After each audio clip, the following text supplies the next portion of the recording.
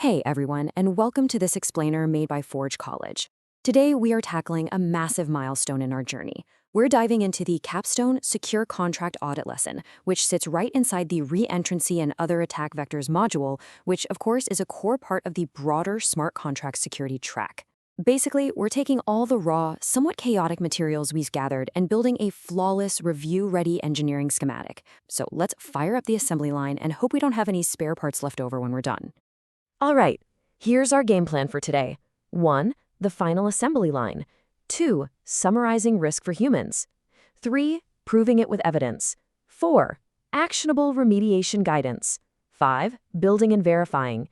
And finally, 6. Submission and next steps. Okay, let's jump right into section 1, the final assembly line, gathering our raw materials. So if you recall from our previous lesson, the one on prioritizing findings and drafting the report, we spent a ton of time doing the heavy lifting. We figured out exactly what's broken and just how bad it is. Now we're taking those prioritized drafts and loading them straight onto the final assembly line to give them that ultimate professional polish. To actually get this machinery moving, we need some very specific components. You're going to bring in your audit methodology markdown, your annotated checklist CSV that maps out all your test cases, your prioritized draft findings, and, crucially, your entire folder full of hard evidence. Think of these files as the structural beams of our blueprint. Without them all gathered in one place, our assembly line pretty much just grinds to a total halt. Moving on to section 2, summarizing risk for humans, the executive summary. Now, we need to translate our highly technical schematics into a language that normal stakeholders can actually read. We're essentially stepping out of the IDE for a minute and walking into the boardroom. The executive summary is exactly what it sounds like. It's a one-page, completely non-technical summary. Think of it as the TLDR for the busy project manager who frankly doesn't code at all, but desperately needs to understand the business risk at a single glance. They need the severity, the impact, and your confidence level, all without having to squint at a single line of solidity. You see, there's a stark contrast in how we need to communicate here. Deep technical jargon, like say, re-entrancy and the withdraw function via the fallback, well, that's music to an engineer's ears. But it is literally a foreign language to an executive. We have to bridge that gap.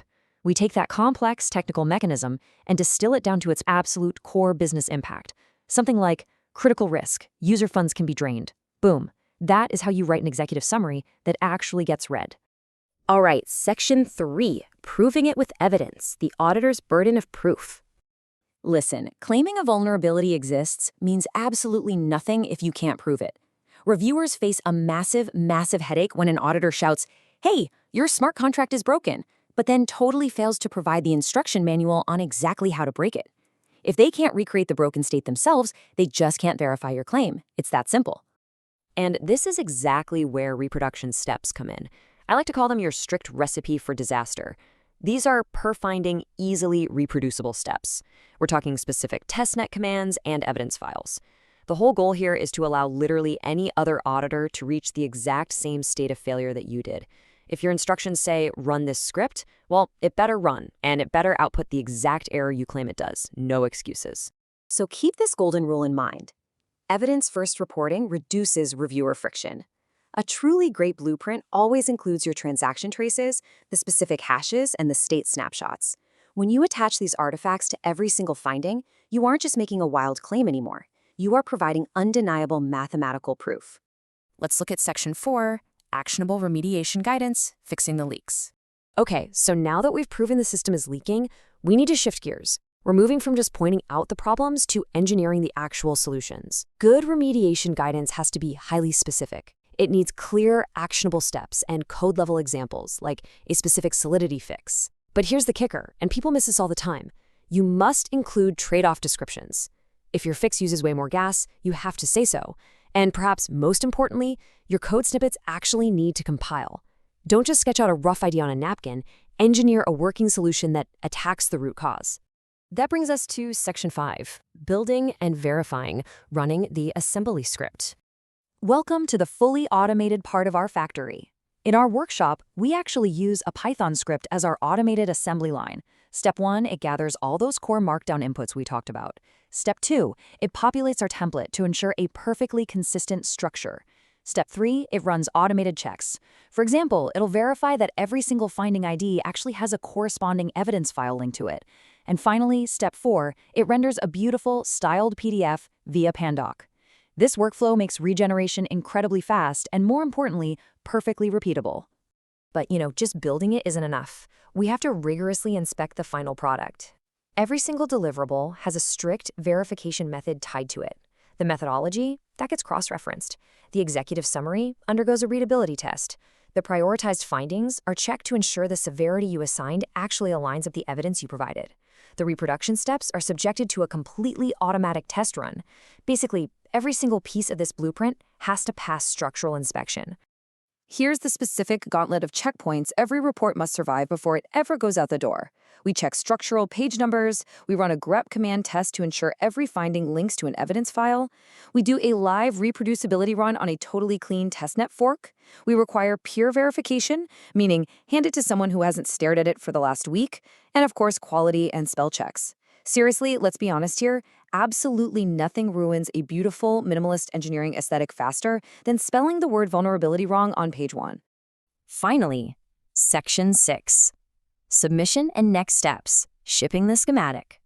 We've built it, we've verified it, and now it is time to pack it up. Your massive milestone for this capstone is the final archive. Typically, this is a submission.zip file. Inside, everything is neatly packaged up. The finalized PDF, the canonical markdown source file, the entire evidence folder, your reproduction scripts, and a signed submission checklist that enumerates every single acceptance criterion. This nice, tidy package is exactly what the external reviewer wants to see when they unzip your delivery. Oh, and just a quick tip, as you continue advancing through your Forge College learning paths, definitely keep the authorization findings from this capstone very handy. Many of the weaknesses you've just documented likely touch heavily on access control patterns and privileges. Having this completed audit sitting right there on your desk will serve as the absolute perfect real-world case study for our upcoming explainer on Introduction to Access Control Strategies. I want to leave you with this final, somewhat provocative thought. It's kind of the smart contract auditor's version of a tree falling in an empty forest.